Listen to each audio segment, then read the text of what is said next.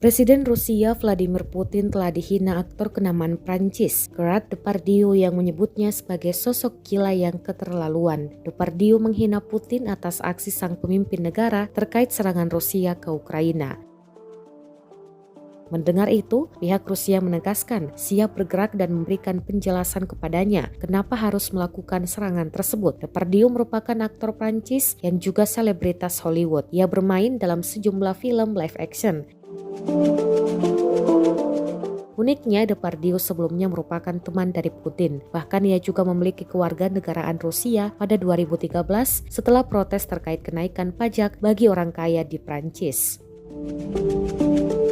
Namun hubungan mereka tampaknya memburuk setelah Putin memutuskan melakukan penyerangan ke Ukraina. Juru bicara Kremlin, Dmitry Peskov, menegaskan Depardieu tampaknya mengungkapkan hal itu karena tak mengerti apa yang sebenarnya terjadi.